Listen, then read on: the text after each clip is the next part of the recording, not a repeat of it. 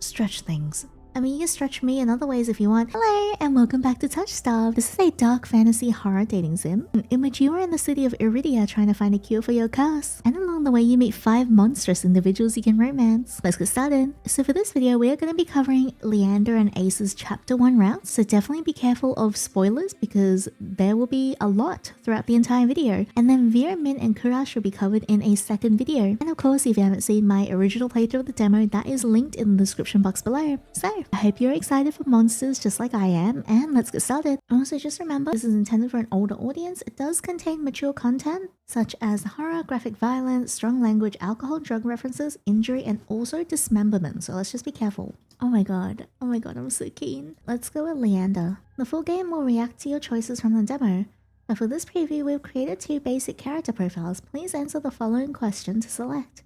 In the prologue, did you touch Leander's face? Yeah. Absolutely did. He gave me the opportunity and I took it, just like how I'll take him. The morning arrives slowly, seeping in through a pale, indifferent sky. I hover at the edge of sleep until a knock stirs me, gentle at first and then firmer. Morning, Yinny.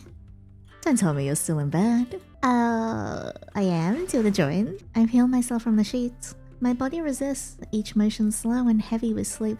Also, the backgrounds are so pretty. One of my close friends is the background artist. And I haven't seen any of the new backgrounds that she's done in Chapter 1, so I'm so keen to see everything. Last night clings to my skin. The warmth of Leander's palm, the brush of our fingers, the unspoken charge that passed between us. The knock returns, sharper now. Yinny, should I be worried? Don't make me break the door down. I mean, I'm sure that'll look super hot though. I drag myself from bed and open the door just enough for our eyes to meet. Hello! I was joking. He leans into the frame. Morning light catches in his hair, gold spilling over the dark strands. Glad to see you're awake. Did you dream about me? Or do you need some more time? Oh, shut up! You slut! I sure did. I did. Do you want details? I did dream of you. Want to know what happened? He blinks, momentarily caught off guard. Yeah, how do you like them apples? That depends. How scandalous are we talking? You're allowed to earn that answer. Oh, I plan to. Oh my god, shut up. We're like 5 minutes into this video. I came to check on you and to make sure you eat. The city's unbearable on an empty stomach. Trust me, I've tried it. Can I come in? You can come anywhere you want. I mean, what? I step aside. He slips in with the ease of someone who's been welcome for a while. He glances around the room like he's cataloging every detail, then he focuses on me. Are you alright? Why wouldn't I be? Last night, I wasn't sure. I thought maybe I crossed a line. I pause. It wasn't discomfort, not even close. I liked it. It wasn't uncomfortable. I liked it. You did. A half smile tugs at his mouth, but he doesn't speak right away. I keep trying to figure you out. Then you say things like that. You are full of surprises, and hopefully I'll be full of you. That a problem? Not at all. Actually, I'm thrilled. Good, because you still owe me information. Leander blinks and laughs, his hands lift in a playful surrender. You don't let anything slide, do you? You said you had a lead on a cure. I tend to remember things like that. You're right. I'll tell you, but how about breakfast first? I know a place. Quiet, great food, coffee strong enough to wake the dead. We'll talk there. Promise. Are you stalling? He pauses and gives me an effortless smile. I'm starving, not stalling. Starving for what? He gestures towards the door. His fingers brush my arm as he walks past. I promised you a tour, didn't I? His charm winds around me like silk, smooth and a little slippery. I know what a smile like his can do, but I keep thinking about last night.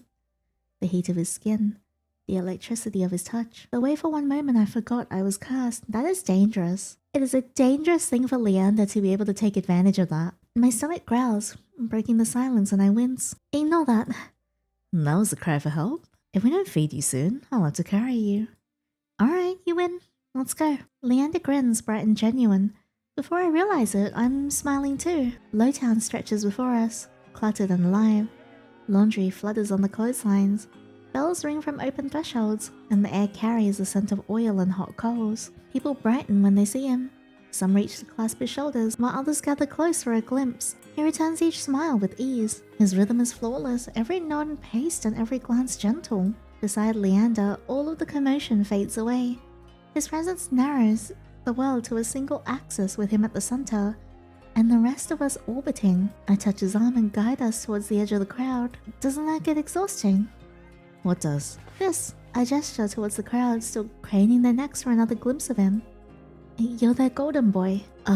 Well, his grin falters. Scratches at the back of his neck, averting his eyes. It's a performance. Sometimes people need something to believe in. If I can give them that even for a second, that has to be worth something. Right? That's noble of you. You think so? He exhales slowly. A frown tugs at the corners of his mouth. Or maybe I just like being needed. Shut up. My god, holy shit. Still, some days I feel like a portrait that was never finished. People fill in the lines. Pretend the colors are all in the right place. And they see what they want. His smile thins and fades entirely. The stillness that follows feels fragile, as if the words slipped free before he gave them permission. I don't usually say things like that. Forget it. I know that feeling. I push my sleeve up, revealing the bandages. The gauze is clean, but nothing about it feels soft. They used to say I was chosen, but only because it served them. My curse makes people forget I'm human. Even I forget sometimes. His attention lingers on my hand. Then he reaches up, his fingers brushing against mine before curling around them. He lowers our hands between us, his thumb smoothing over my knuckles once and then again. Oh my god, holding his hand is so good. I know he's bad news, but like, but. Maybe you do understand. It didn't explain why I can't stop thinking about you. Okay, alright. God, I shouldn't be falling for this. You're not easy to ignore either, yeah, not with your massive titties. He laughs quietly and it pulls at something in me. Then he straightens, clearing his throat like he's trying to find his footing again. Come on, let's eat before I try and say anything more embarrassing. I trail after him. Our hands are still linked. His grip doesn't loosen and neither does mine. The cafe rests in the heart. Oh my god, look at how gorgeous this background is. Actually insane. The cafe rests in the heart of Hightown. Its sun-faded sign hangs above the door. The scent of warm spice drifts outwards. Look at this, my god. We find a table near the back. Dishes arrive at a leisurely pace. Oil brush flatbread, broth steeped with citrus and crushed ponds. Tangy yogurt laced with rose-colored salt. Leander pours his third cup of coffee. Steam curls up to kiss the curve of his knuckles. The scent curls around me, unfamiliar and bitter yet oddly grounding. This place is older than half a Hightown. The owners knew me when I started to climb onto a box to reach the counter. Just how old are you? He gives me a wry smile. His eyes glitter in the sunlight, green like moss on riverstone. I age like a fine wine. I mean, you're not wrong. He's so fine. He turns the cup in his hands, pouring over each fracture in the polished glaze. Lowtown used to be full of cafes like this. Places that held us together. Reminded us of who we are. Ever since the Cenobium closed its gates, money's grown scarce. People are scared and hungry, but they're not alone. We're a community. We support each other. We support one another through thick and thin. And no one can take that from us. I watch him speak, drawn to the quiet pull of his voice. The way each word lands without a demand. He's a man built for crowds, but he's quieter here. Impressed? With you or the food? I'll take either. Both if you're feeling generous. What if I say neither? Then I'll just have to try harder. I'm not above chasing a compliment, if it's yours. Shut up! Oh my god, good freaking lord. You're really fishing for it, huh? Only when the catch is worth it. He watches me over the rim of his cup, his eyes soft through the steam. I like it here. You've got good taste. I have excellent taste, and more secrets than the Cenobium could ever lock away. Do any other secrets cure a curse? His smile fades and he raises a finger to his lips. Careful, the walls here listen better than people. You brought me. Where'd you think I'd ask? A clatter of forks and a buzz of laughter rise around us. Leander leans back, gaze drifting past my shoulder. You're desperate. I know how it feels. And when you're starving for answers, even poison starts to smell like hope. Then give it to me straight. I want the truth. He sets the cup down, his fingers drum the rim offbeat. I didn't drag myself across a wasteland for riddles and pleasantries. If you can't help me, tell me now. I'll keep moving. His jaw clicks. Something sharp flickers across his face. I'm not stalling. I want you to trust me. His voice drops lower, nearly a whisper. I want you to like me. You are so manipulative. And you know what?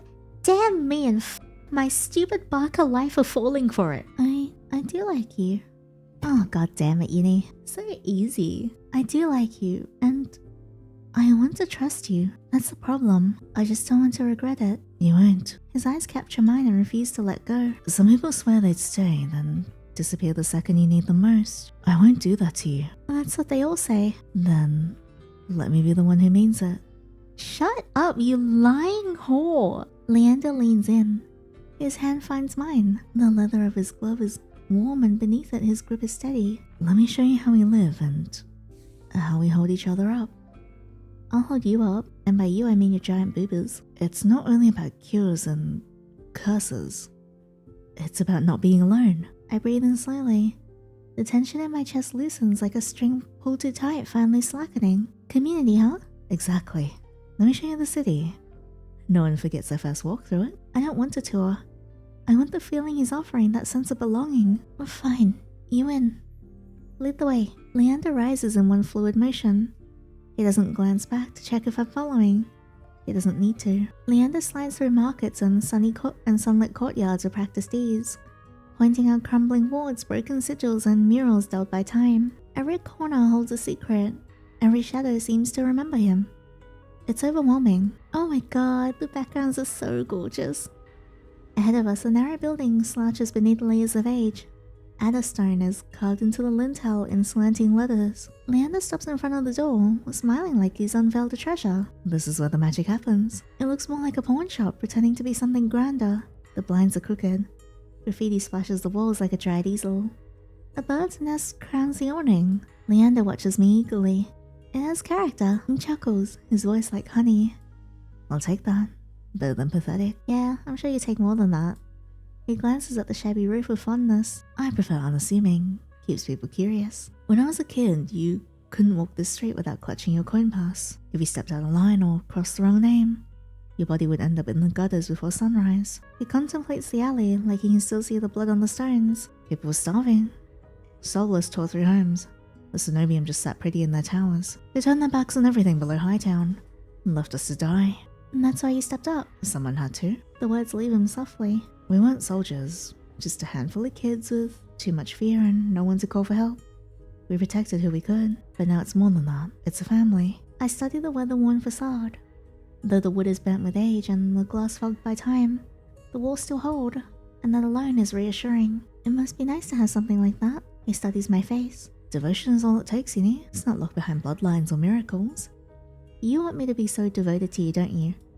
You only have to choose where to place your loyalty. The crash of glass cuts him off, and raised voices follow. Where's Leander? He said today was the day. Oh, trouble. What was that? Leander closes his eyes with the patience of a man who already knows the answer. I suppose we should find out. Leander presses his palm to the door. It groans on its hinges, loud enough to swallow our footsteps as we step inside. Oh, this looks so pretty too. I'm having such a wonderful time seeing all the backgrounds. Below a sprawling mural, adders lift their heads from sharpening weapons and polishing armor. Oh, hello. Oh, you're so cute. A young man kicks a shield aside and winces. Oh, hello, Jesus. Wanting it enough. You're not ready. But I've earned it. I've done everything he asked. Leander enters and the room quiets, not out of fear but recognition. You're loud today. The kid tears forward. Two adders catch him before he crashes into Leander. You promised it was time, Leander. Time for what? A dozen adders turn my way, with knives half drawn.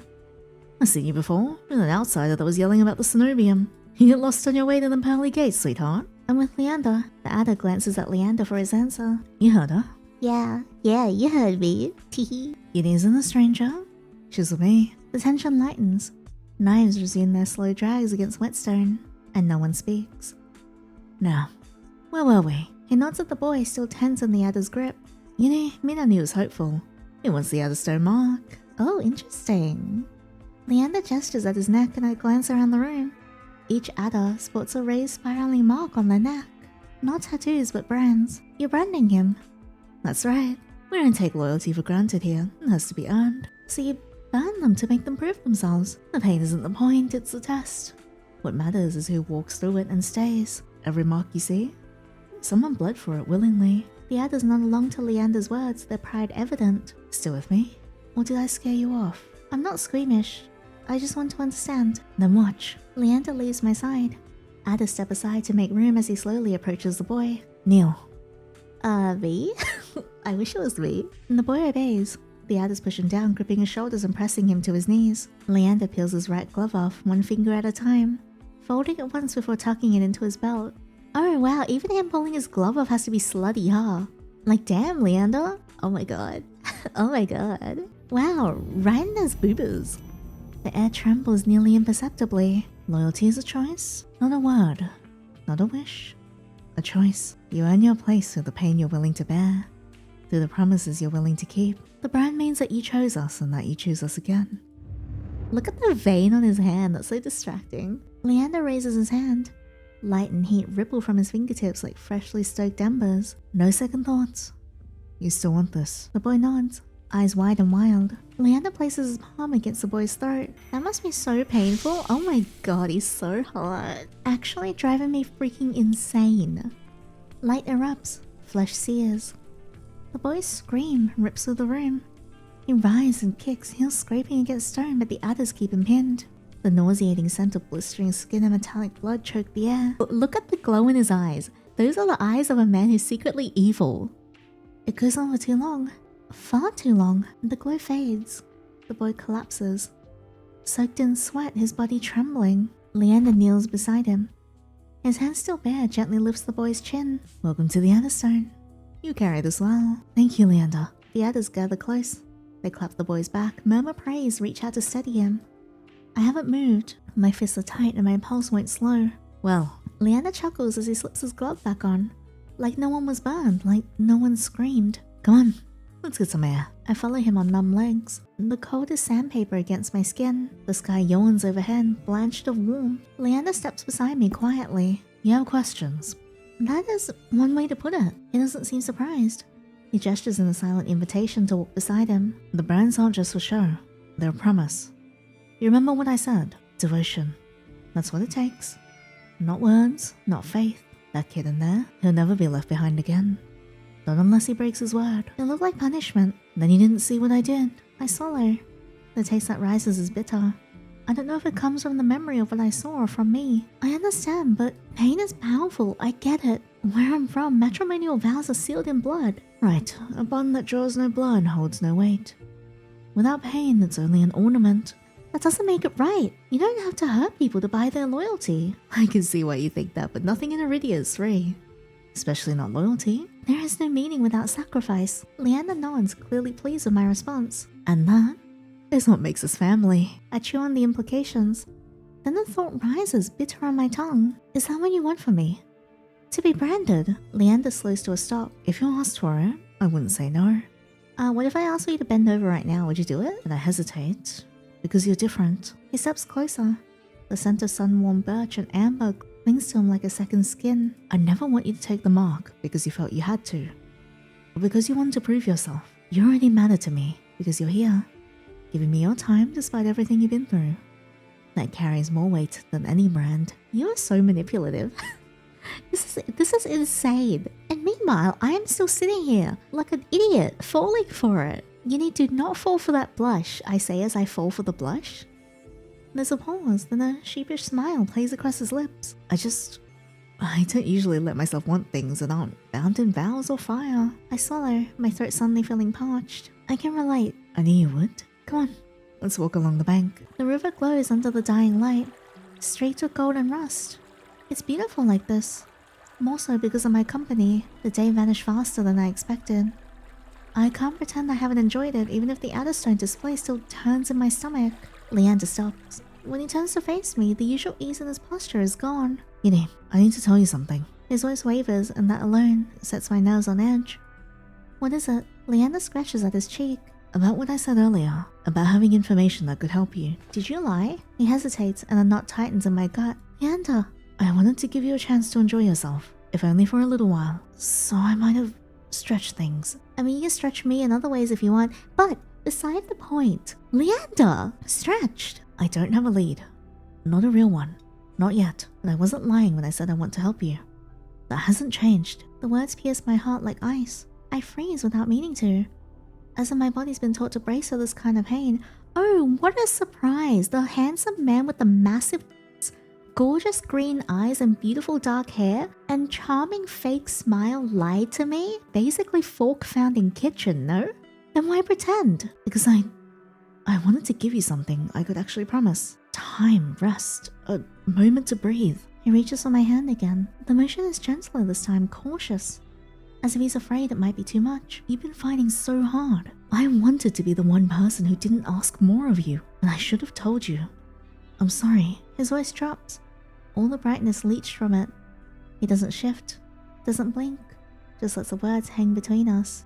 That's sweet, but I didn't need you to protect me.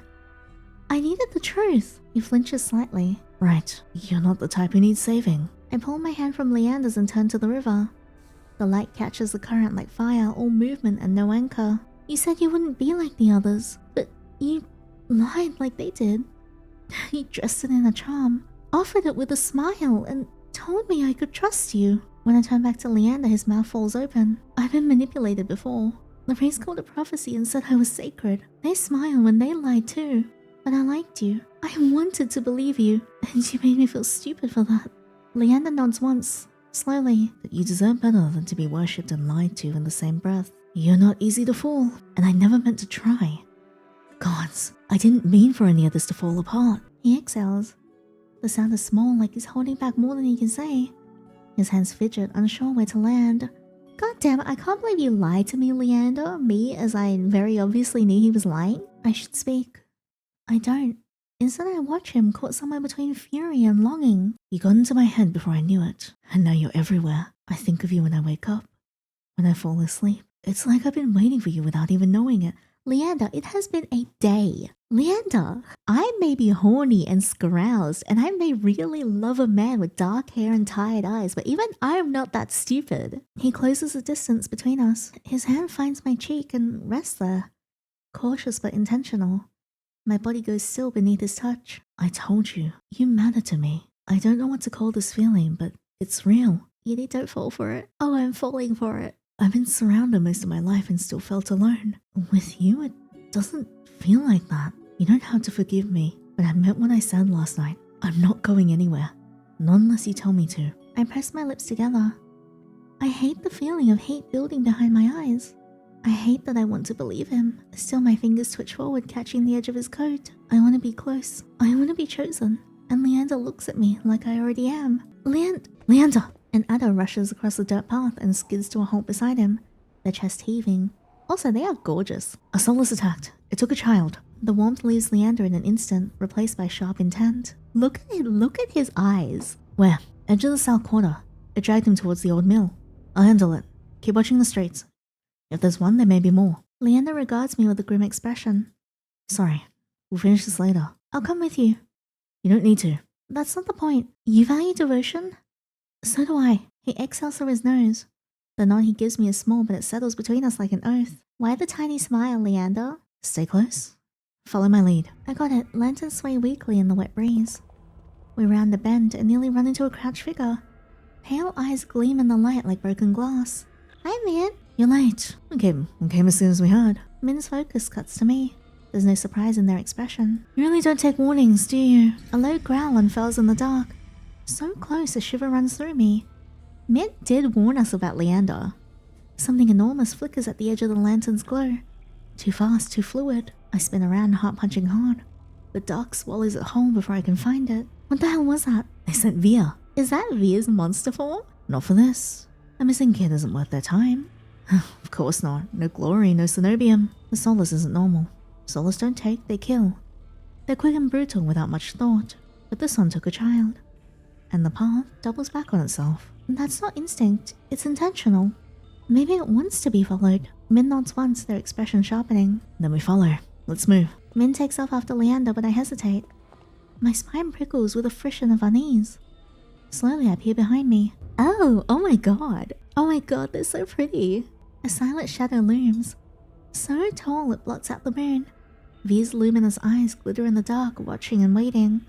Oh, that's so gorgeous. The hairs on my arm stand on end, and I scramble to catch up to the others. We push deeper into the alleys bordering Lowtown, where the air curdles thick with decay, wet stone and a sour clawing tang. A dull clicking pierces the dark. Ooh, those sound effects are so good. The soulless drops from the wall, its spidery limbs coiled like wire. Its attention fixes on me. Yinny, get back! Min's knife flashes. The edge catches skin with a shriek like metal, but the soulless doesn't flinch. It veers sharply, limb slicing through the air, and crashes into me before I can react. My shoulder cracks against stone. I can't breathe because of the weight on top of me. My hand breaks free, bandages tear. Instinct moves faster than thought. My bare palm hits its flesh. Cold rips through me, urine hollow and all-consuming. My skull rings like struck metal. What happened just then? The soulless locks in place. Every limb seized in silence. I shove it off, squirming free. Min and Leander watch in stunned silence. Now's your chance. Min doesn't hesitate, the knife sinks deep. The soulless convulses once, twice before it slumps into a lifeless heap. Oh no. What the hell was that? I wrap my hand, but it trembles. I didn't mean to use my curse, but in all the adrenaline it just happened. I don't know. It's my curse. We'll talk later, both of you. Look. He nods towards the corpse. I follow his gaze and my pulse stutters. Min kneels beside the dead soulless, turning its head with the flat of their blade. Its eyes are gone. There's nothing left of its eyes, but hollow sockets with jagged edges filled with pulp and blood. Then I see its claws. They're clenched around something soft. I press my boot against one and pry gently. Oh no! 2 slick orbs roll loose. They hit the stone with a wet, meaty sound. Eyes. Human eyes. Small and fresh. Oh, crap. I stumble backwards. Leander catches me from behind my shoulders. We need to find the child. The stone is slick with blood, smeared in thick arcs, leading towards a half-collapsed shack. Was the monster stealing eyes? Oh god, I hope not. The stench hits me like a slap. Sweet rot, damp wood. Moonlight bleeds through the cracks and thin shafts. A small boy lies crumpled in the corner. His body is twisted in on itself, his clothes stained with blood. And when I see his face, my blood runs cold. His eyes are gone. Gouged clean. Raw sockets gape back at me, red and weeping. Oh no! My stomach churns. Bile floods my throat. I knew it. It tried to fix itself. What? The soulless took his eyes. Oh my god. That's insane. No, I can't believe it's over so fast. We're gonna check out some of the other routes. Let's go with Ais this time. In the prologue, did you bite Ais? Yeah, I did. A silence floods the room in a viscous tide. Darkness drags me under until my body forgets how to move or breathe. Oh my god, that scared the crap out of me. A pair of eyes hovers above me, pools of vile crimson broken only by the slash of pupils. Someone's in my room watching me. The stare roots me to the bed. I try to scream to fight, but the eyes pin me in place, absolute and inescapable. I jolt awake. I'm clammy with sweat and out of breath, as if I've surfaced from deep water. I fumble for the curtain with trembling hands. Cold, colorless light pours in, doing little to assuage my fear. I felt too real to be an ordinary nightmare. My thoughts circle back to Iris. Iris is so cute. The red-eyed girl who first led me to the sea spring. Her crimson gaze made my sea bristle the exact same way. Couldn't have been her last night staring down at me. She might be upset that I never drank from the sea spring. I don't know. I need answers. I need Ais. It's been days since I saw him, but he could tell me the truth. About Iris, about the sea spring, about what I saw. I bite the inside of my cheek. Trusting Ais is like leaping off a ledge. I can't tell if he'll catch me or watch me fall. He's honest. Trust has never come naturally to me, but Ais has been honest. Brutally, annoyingly honest. I feel safe with him. Even if I don't know what to make of it, I throw in my cloak and draw my hood up. Whatever Ais is, he needs to help me get to the bottom of this. He told me to look for people with red eyes if I ever wanted to help him. But I don't have time to scour the city. I'll check the sea spring first. I'm out the door before the sun finally crests the horizon. I retrace my steps from the previous day, the scent of iron and memory pulling me forward. The sea spring calls to me from across the waste, its voice hauntingly insistent. Eridia has always felt on, but nowhere more than here. Shadows stretch too long, the trees strain as I pass. Even the ground carries a slow, steady pulse. I comb the skyline for solace and come up empty. Instead, the sea spring's hulking frame looms into view. As I step through the sea spring's doors, the air turns dense and syrupy. A thick haze hangs over the chambers. I hate this place. It seems larger than I remember. The wood swollen and buckling outward where it hadn't before. Why Ais picked rotting floorboards and a pervasive emptiness as a home, I'll never know. I instinctively scour the rafters for any sign of him. I find nothing. Yet the weight of unseen eyes still prickles along my spine. Around a corner, the grown-of-age wood catches my attention. Footsteps. Ais? No response. I press a hand to the wall for balance, cautiously tracking the sound into an open room. Ooh, so pretty. Heat settles over me the moment I step inside. The air holds a scent deep and bittersweet like incense left to smolder. A bed lies unmade. A storm of pillows and sheets at the center of the room.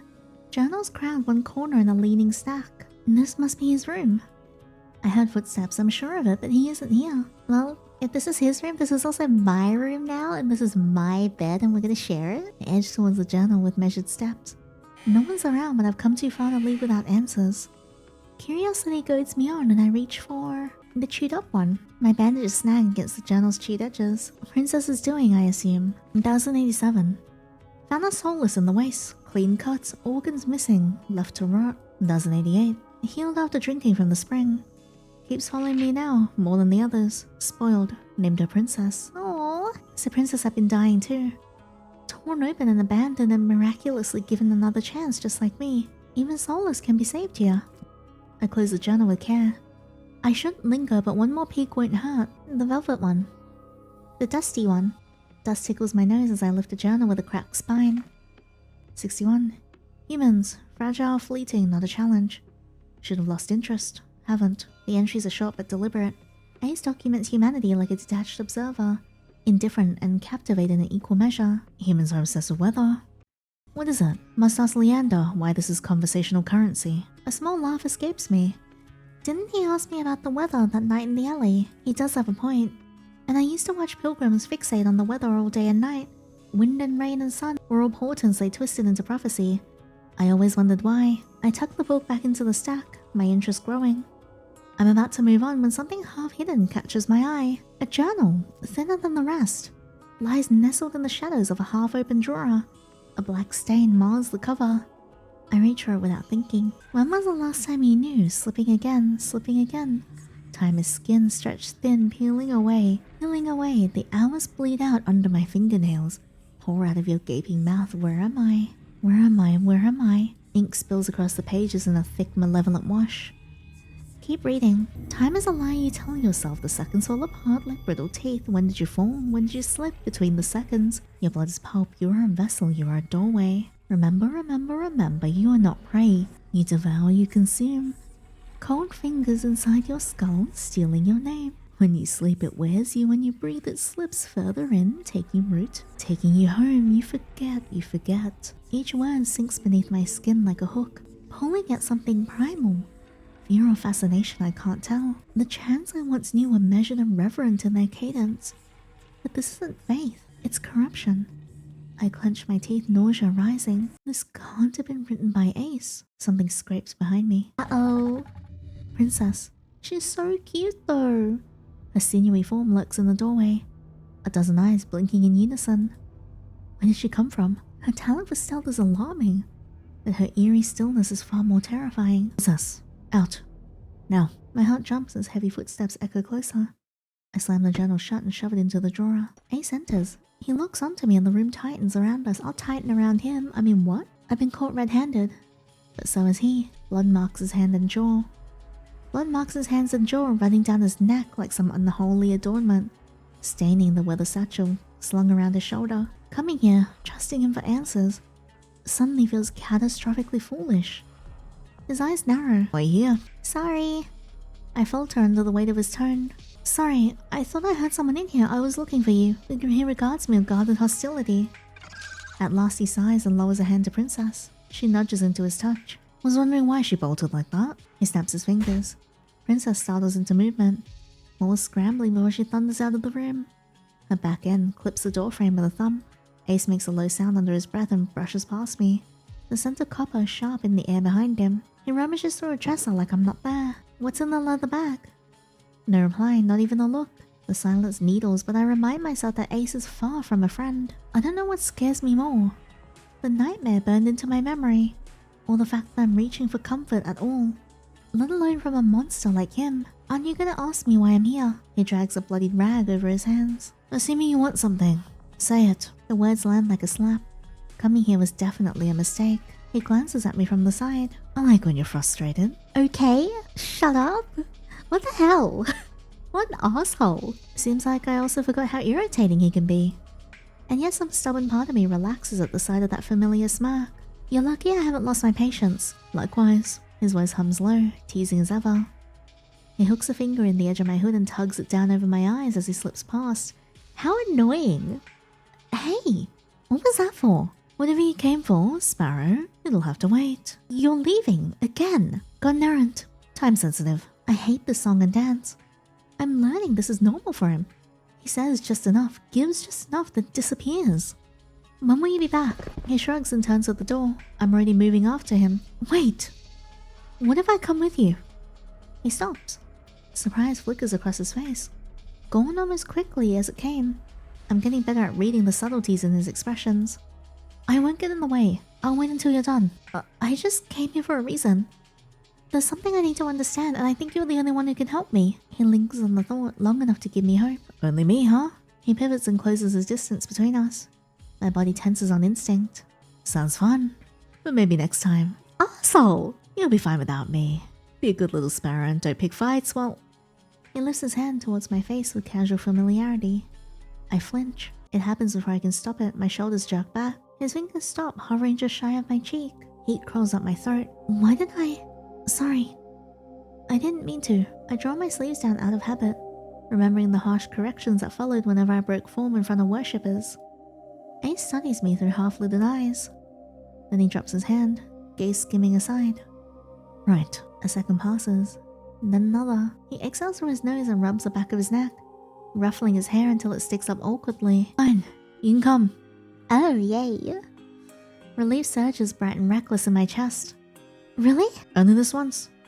Don't make me regret it. He shifts the bag on his shoulders, his tone lighter as he turns away. So, you think you can behave yourself? I'll try. For you, define behave. He chuckles under his breath and shakes his hand. He turns to leave. Emboldened, I quickly reach out and catch the edge of his sleeve. Hey, wait, you've got blood on your face. He blinks and lets out an annoyed grunt. Where? He rubs his cheek, missing it completely. I step closer before I think better of it. My thumb whisks along his jaw, catching the dried smear. It flakes against my bandages. His mouth tilts into a lazy grin. Not afraid I'll bite. That's my job, isn't it? Right. I remember. Besides, afraid isn't the word I'd use. Says the one who flinched. Can you just forget that? His grin doesn't waver. I'm already smiling before I notice. I've been this close before at the edge of the sea spring. And again in the alley. I remember the weight of his hand on my back, and the press of muscle beneath my palm. I know better than to trust a monster. But it's easier with him than it should be. Ais nods towards the door. Don't fall behind. For the first time, I cross the waist with Ais. We travel without speaking, muck slushing beneath our boots. His focus seems elsewhere, mine is on him. The hush of power around him is hard to ignore, though it carries none of the sea spring's discord. Ais is distinct. His only gravity crushing in its depth and patient in its pull. I run my nose absent-mindedly, buying myself a second before I speak. Thanks, by the way, for letting me tag along. His only reply is a grunt, still staring straight ahead. We fall into step again. I chew my lower lip, unsure of how to navigate this. Hey. Yeah? It comes out too quickly. I hear it and wince. You didn't come to drink, did you? From the sea spring, I assume. I shake my head. Why? Hoping I'd stay away? Didn't say that. You said you missed my shitty attitude. Sounds like you can't stop thinking about that night. Sounds like you don't want me to forget. A husky laugh slips out of him. Definitely a shitty attitude. That scrapes the edge of the tension just enough. We lapse into silence once more. But this time it's easier. Since arriving in Eridia, I have only known this kind of quiet with Ais. So where are we going exactly? He shrugs predictably. What kind of heads do you like? That was the laziest dodge I've ever heard. Humor me. There's a slight tilt to his lips that makes me hesitate. Cats. Cats. They keep to themselves. Low maintenance. You like being ignored? Clearly, I'm used to it. I examine him, my suspicion prickling. He looks too pleased for this to be nothing. Why do I feel like you're scheming? He doesn't answer, just quickens his pace, leaving me to keep up. Where are we going? Ooh, back to Hightown? The sun spills gold across the Amaryllis district, warming straight still clinging to last night's chill. Ais's stride is long and effortless. When I lag behind, he slows patiently without comment. Then he stops abruptly and I take back every generous thought I had. We stand before a mansion. Its plant is teeming with blooming flowers. Silk curtains veil lustrous double doors. A brothel. Ais? Sparrow? What are we doing here? Told you. Errand. Are we gonna get to see Elion? Is your errand getting sucked off? Why? Wanna watch? Yeah, but I also want to be the one who's doing the Only if you pay me. He adjusts the strap of his bag. Need to make a delivery. To a brothel?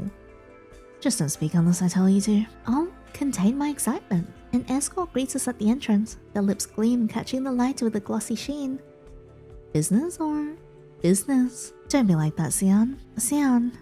They're on a first-name basis. How often does he come here? Oh, now you're charming. You brushed me off like a stranger before I was hurt. Did I? You really forgot? It was only 2 nights ago. Guess I was out of it. Let me make it up to you. Brought a gift this time. The escort arches a perfectly shaped brow. I assume Ace means the bag on his shoulder. Instead, his arm circles around my waist, pulling me flush against him. Whoa, hey! A new recruit.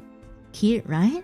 My brain screeches to a halt. She asked for an introduction. A little nervous, but practice makes perfect. Hey! Goes by Kitten. Shut up! I whip my head towards him. He doesn't even blink. The escort sighs, unconvinced. I'm really not in the mood to break in another one. Ace's grip tightens at my wrist, and my breast stutters. Don't worry. I'll do the breaking. I'll break you! But by all means, go ahead. My face goes hot. The escort snorts, waving us off with a flick. Very funny, don't keep the boss waiting. I step aside.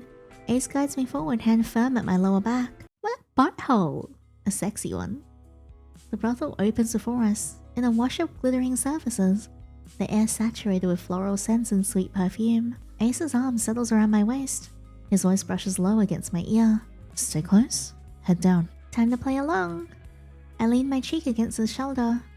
He glances at me. I can play along. Can you? What was your name again? Oh, right. Want the door closed or open? Kitten? Don't call me that.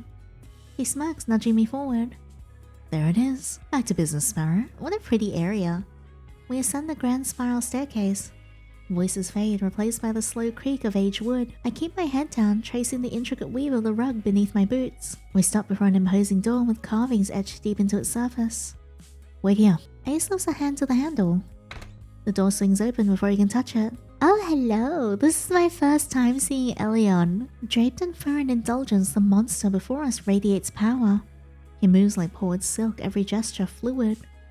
You're late. Eyes, lakes of shadowed cerulean, catch mine before I can look away. And who's this you brought? Ace blocks me from view, but the stranger still stares. I feel the weight of his attention like a hand around my neck. You have a way of collecting strays. Something we have in common. The man's laugh is pleasant, but it carries a barbed undercurrent. I'm afraid I fail to see the similarities between my flock and your vacant thralls. Ace doesn't react. Well, what are you waiting for? The man gestures towards the leather bag. Ace shakes his head. In the room. No. Here is fine. There's a standstill. Ace drops the bag between them. The man doesn't move. Ace moves instead. He lowers himself, unfastens the flap and reaches in to pull out. A severed head. Blood-matted hair clings to a crushed face. One eye is gone, swallowed into bone. The other is fixed on me. Nausea spikes in my gut. This is why Ace is covered in blood. You certainly made a mess of him, but I suppose this'll do. The name I promised you is Vulcan Eridia, Alchemy District. Enjoy. I can barely hear the words over the buzzing in my ears. I only see the head, what used to be a person. Ace is carrying that all this time. Even as he held me only minutes ago, I convinced myself to feel safe with someone. Only for them to hide something like that from me. I'll give you two some privacy. I don't wait for a reply. I calmly descend the spiral steps in a blur of perfume, gossamer drapes and muffled laughter. It all falls away as I push through the doors into open air. Oof. The cold air bites. Sharp enough to sting, but it can't cut through the knot in my lungs. I should have known better. The shrine showed me the price of believing in anyone. I don't trust anymore. I came to Eridia for a cure. That's all I should be focusing on. At some point, day ebbs into night, and the city grows around me, and the city grows still around me. My legs ache, my breath fogs with each step. The alley reeks of piss and rot. The anger that brought me here has dulled, leaving me hollow. It's getting dark out. His voice carries down the narrow passage. Don't tell me you've been following me. He stands at the far end, caught in the crooked slice of lamplight. Wasn't hard. Because of your red-eyed thralls. Did they point you here? I echoed the brothel owner's insult. He doesn't answer, which tells me it landed. Why did you find me? Didn't want you getting hurt. I'm fine, if you say so. I mean, that's sweet of him, kinda. I grind my teeth at the sarcasm in his voice. The anger comes back swiftly. You're annoying me. Go away, so you can get mauled the second I leave. Don't act like this is about me. You're just bored and looking for a distraction. Regret hits the instant the words leave my mouth. His expression hardens. He steps closer, boots clinking on the cobblestone. Uh-oh, I made him upsetty. Is that what you think? A bark of laughter leaves me, covering my nerves. I know your type. Charms first, truth later, smiling to hide the skeletons in the closet, and I bought it. I walked beside you like I wasn't begging to be proven wrong. I retreat another step. Ace matches it evenly. A severed head, Ace. What was the plan? You couldn't tell me. Or were you waiting for the look on my face when it finally sank in? You're wrong. No, I'm not. But it's my fault. I don't know what got into me. My voice breaks. The anger fractures, spilling into something raw and painful. Just this once, I thought I could trust someone. I don't know why I thought it could be you. My back slams into cold stone. Dead end. He closes the distance. His arms brace against the wall on either side of me, trapping me in place. His eyes burn into mine. Oh hey, we've been here before, haven't we? Would you have stayed? What? If I'd shown you. I don't know if I would have stayed, but do I tell him that? Admit the truth. I don't know. You never gave me the choice. He searches my face, his own impossible to read. The sound is soft, almost resigned. His breath leaves him slowly as he pulls back. Tension on his face eases into something quieter. For the first time, he doesn't seem to have an answer. I didn't want to drag you into it. Into what? Business. I squinted in waiting. He lasts a second, maybe two, before giving in. With Elion, the brothel owner, we struck a trade. A head for the name of someone I'm after. Telling you wasn't safe. But then he shakes his hand, letting it drop. Point is, I couldn't turn you away. You wouldn't come back if I did. His voice comes out more measured than usual. I should press him about the bargain, yet it's that last confession that lingers. You hid it because you thought I wouldn't come back. Or I've gone soft. Who knows? I scowl. I want to believe him, but the words refuse to settle. Then why? The other night you said you didn't want to give me a bad impression. Why do you care about me? He blinks, caught off guard. Why wouldn't I? You don't know me. His lips flatten, and at first, I think he'll deflect. But he exhales, averting his eyes. I picked up a few things, Sparrow. Like that mouth on you. Always quick to argue even when the timing is terrible. Some would call it rude, and I think it suits you. My cheeks grow warm. I'm not... I like that look on you. I like that look too. When you want to tear me apart but bite it back. Uh-huh. He lifts a hand, slower this time. When I don't pull away, his knuckles skim my cheek, so gentle it aches. And when I catch you staring, you're easy to read. Easy to rile up. That's why I like you. Happy? I like you. Those three words ricochet through my skull. Echoing again and again, my vision blurs. Why am I acting like this? I want to disappear. I don't understand why it hits us hard. Why the kindness of a few careless words hurts more than the secrecy? I clench my jaw to kill the sob in my throat. The walls I built were never meant to withstand tenderness. Time to lean in. I hold his hand against my face, turning into his palm. His skin is blissfully hot against the cold. Even the metal of his rings feels grounding. You're still a bastard. So I'm told. Are you going to apologize? Or should I bite your hand again? He lets out a rough laugh, fangs catching the light. I'll take the bite. That was fun.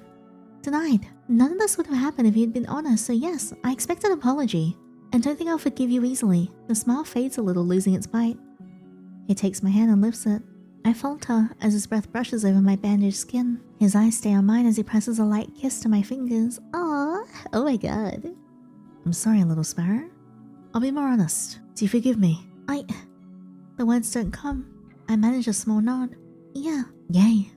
Don't yay me. He eases back to give me space. In the same motion, he pulls my hood down over my face again. Will you stop doing that? Earlier at the sea spring, what had you so upset? I sigh, shelving my irritation. My fingers clench reflexively at my sides. It was a nightmare, kind of. I know how that sounds, but I don't think it was a dream. It felt too real, like something was watching me and hasn't stopped. I thought it might be Iris. You know her, right? The girl with the hole in her neck. His head tilts, attention sharpening. Why Iris? I lower my head, picking at the edge of my sleeve. Someone was in my room. Dark eyes and rectangular pupils. They didn't blink, didn't move, just stared. I only felt that way once before when Iris looked at me. That's why I came to you. I thought you'd know more. I risk a glance upward, half expecting him to laugh or tease me, but his expression hardens like steel. Oh no, seeing that expression on Ace's face makes me really wary. In your room. Fear coats the back of my throat. Yeah, why? What's... A twang of a bowstring splits the air. An arrow whistles through the alley, stopping just short of me with a sickening thud. It buries itself in Ace's arm, deep in the muscle. Oh no! My eyes go wide. He shielded me, but from who? There's no time to think. 6 ambushes flood the alley, weapons glinting in the dark. I recognize them. It's the same gang from the other night. So you could crawl out of your hole and claim our city, monster? We'll gut you and take our time with it. Well, they have sprites now. Ace brushes the back of his hand against my arm, nudging me aside. Look away, Sparrow. They close in. 3 cleavers, 2 hatchets. The archer draws again. Ace tears the arrow free, spins once in his hand, then drives straight into the closest man's throat. Before the man collapses, Ace has already turned on the other. Blood spurts across the cobblestones in the hot, steaming fan. Screams fill the alley as bone breaks and brittle staccato snaps. I'm captivated. The temple once smothered every stray whimper of violence beyond the altar, but there's no pretense of sanctity here. But a flicker of steel catches my eye, and a hatchet is already midair, hurtling towards him. Time slows to a dreamlike crawl. Oh my god, is this gonna be his CG? He's gonna be so pretty. Oh my god. Ooh, enormous tentacles unfurl like black petals, blooming from the tattoo on Ace's right arm. The hatchet lodges into the meat of one tentacle, then clatters uselessly to the ground. Oh my god, it's so gorgeous. Look at him. Ace turns towards the man who threw it. His arm extends. Whoa, look at the veins on his hand. That's insane. What the? The tentacle snaps forward and plunges into the man's gaping mouth. Wow. God, I wish it was me. I mean, what? He jerks, choking. The tentacle writhes, burrowing deeper before bursting out of his eye with a wet pop. Okay, maybe not. I mean, the choking part was fine though. The body convulses and stills. The survivors scatter, and for a second I almost follow. Is this why he told me not to look? A deep underwater thrum fills my ears. Oh? Interesting. Lanterns die out, dousing the alley in unnatural darkness. Goosebumps ripple across my skin. Whispers slip in around me, low at first and stacking, overlapping and pressing in from every side. Ace stumbles, his hands clutch at his head. Is he okay? Dissonant whispers, but he's still so hot. The murmuring curdles into something I can't follow. I feel it tearing at the edges of my mind. Unspeakable horrors unfold before me. Still sexy. The tentacles thrash in a wild, convulsing frenzy. They whip across the alley, snaring fleeing men and tearing them apart in sprays of red. Suckers latch and pull, stripping skin and reedy sheets. Oh my god, that imagery. Ropes of muscle and glistening viscera sluice across the stone. I can't breathe. No running for me, we're staying. My breath breaks apart, thin and frantic. I clamp my hands over my eyes. He told me not to look. Don't look, don't look. The stink of brine and bile clings to everything. It seeps into my clothes, my skin, my tongue. I slowly raise my head. The alley is drenched in blood, lacquered red beneath the swollen moon. Is he okay? Ace stands in the center of the carnage. He's motionless, head canted slightly. Call his name. Ace? The name falls from my lips, barely a whisper. Oh my god, he's so gorgeous. I love his eyes when he's like that. His head swivels towards me, and the instant our eyes meet, I'm assaulted by the nauseating, sinking feeling of despair. Look how pretty he is. Ugh. His pupils slit sideways. Red irises surrounded by endless black. They're not his eyes, but the ones from my nightmare. Something watches me through him. Oh, this isn't Ace. Oh, this is so interesting. This must be Eridia. The tentacles vanish as suddenly as they appeared, recoiling into nothingness. Ace collapses, knees slamming against the gore-slick stone. Each breath tears loose, ragged and uneven. My body lurches forward before my mind can catch it. Ace, don't! His snarl slices through me, cold and vicious. But underneath it, something is cracked. What the hell was that? The tentacles, your eyes, what's happening to you? He staggers to his feet, swaying. Blood runs from the arrow wound in his arm, trailing down his wrist in dark, sluggish drops. Don't come to me anymore. Not unless you're ready to drink. But... He leaves without an explanation or an apology. I'm abandoned among the slaughter. But... My room at the Wick brings little comfort. I fumble through the motions of getting ready for bed, each step dragging as if I'm wading through mud. The bodies of blood, the way he looked at me like he was begging me to leave and to stay. I can't shake it. I know now without a doubt that what I saw last night was no dream. And Iris was never the one in my room. Despite my desperation to stay awake, sleep pulls me under like a riptide. Oh my god, is it gonna come back? Am I gonna get jump scared again? Jesus. Hi.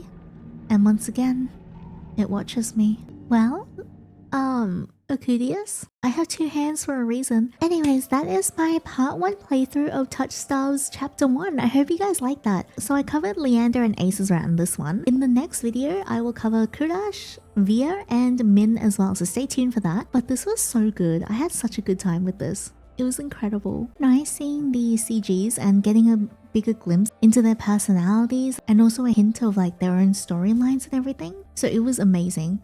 Like the writing was so good. The backgrounds are gorgeous. I'm really excited to play through Veer, Min, and Kurash's as well, because I desperately want to see more of their monster forms. I think it'd be so pretty. I cannot wait for it. Like, absolutely so. But yeah, Leander was everything that I hoped for. I'm really keen to see how much longer he's going to keep the lies going and how much more worse it's going to get. In like Ais, like I'm not too scared of in terms of like lying and stuff, because I feel like he is quite honest. But I am very excited to see what's going to happen with his story as well. Because it does seem like Akudius has taken a sort of interest to us, and I wonder what that is going to lead into. But thank you so much for watching my playthrough of Leander and Ais's Chapter 1. Kurash, Veer and Min's Chapter 1 will be uploaded tomorrow, but if you're watching this video more than 24 hours after I posted it, the link will already be in the description box, so be sure to check it out there. Anyways, thank you so much for enjoying Touchstarved with me, and until next time, take care.